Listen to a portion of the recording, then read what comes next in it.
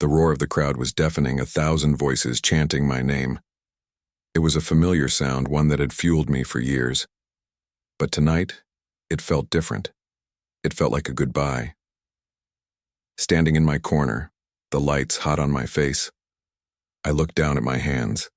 They were trembling. Not from fear. No. Fear was a stranger I'd learned to ignore long ago. This was something else. This was the weight of memory. I touched my gloves together, the worn leather a second skin.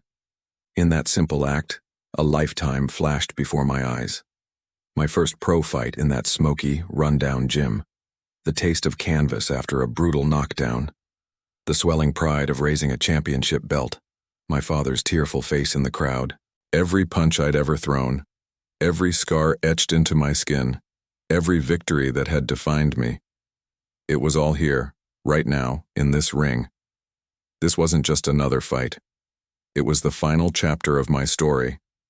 The bell shrieked, a piercing sound that cut through the noise in my thoughts. Showtime. I moved to the center of the ring and my opponent came into focus. He was a kid, really. Young, fast, with that unmistakable fire in his eyes, the same fire I used to have. He was hungry and I was his feast.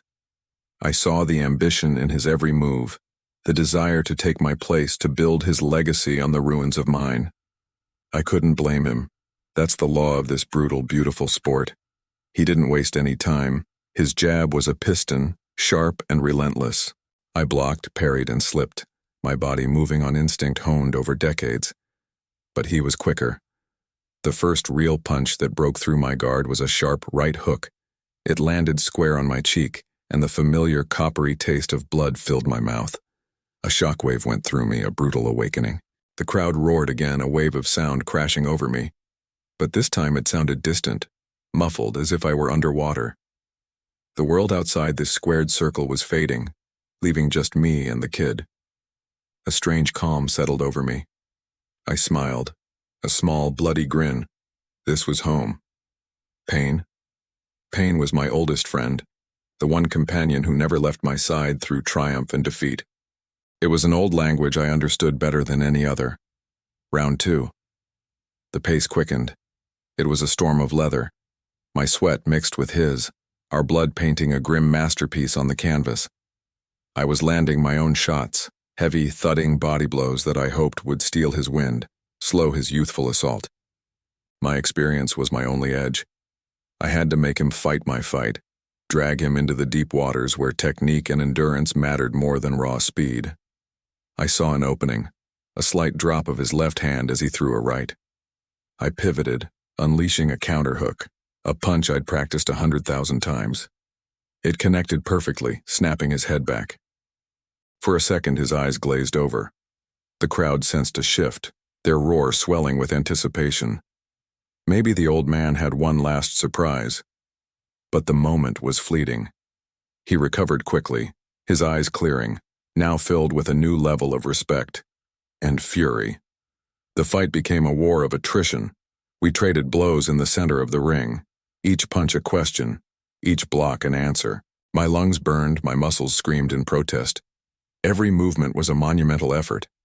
I could feel my age catching up to me with every passing second.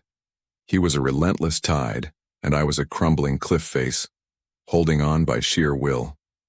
He backed me into the ropes. My guard was getting heavy, my arms felt like lead. I was fighting on fumes, on heart alone. He unleashed a furious combination, a jab, a cross, another jab that blinded me for a split second. And then came the hit. It wasn't the hardest punch I'd ever taken, not by a long shot, but it was perfect. A clean, devastating uppercut that I never saw coming. It landed right on the button. Time stopped. The roaring crowd, the bright lights, the sting of sweat in my eyes. It all froze in a single silent frame. My world dissolved into a blinding sheet of white. My knees, which had carried me through so many wars, simply gave out. There was no fighting it, no willing myself to stay upright. Gravity, my final opponent, had won. I fell. Not forward, not backward, but straight down like a building imploding. My descent felt agonizingly slow. I hit the canvas with a soft thud, the impact barely registering. I was on my back, staring up at the blinding arena lights. They looked like distant stars in a hazy sky. I could hear the referee's count, his voice echoing from another dimension. 4, 5, 6. I tried to move. My mind screamed at my body to get up, to rise one last time. But my limbs wouldn't obey. They were disconnected, foreign. A profound peace washed over me. There was no panic, no regret. The referee's voice reached 10, and the bell rang one final time, signaling the end. But I wasn't listening to that. I was listening to the silence inside me. Lying there, with the world watching my defeat, I knew this was it. This was the end. But it didn't feel like a loss. It didn't feel like failure. It felt like closure. A perfect final period at the end of a long, complicated sentence. I had given everything to this sport, and in this final moment, it had taken the last of what I had to give, and that was okay. I closed my eyes, the roar of the crowd finally fading to a gentle hum. I had fought my fight, and now I could finally rest. Thank you so much for joining me on this journey.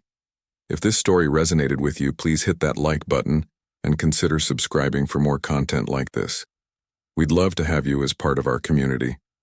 Until next time, take care.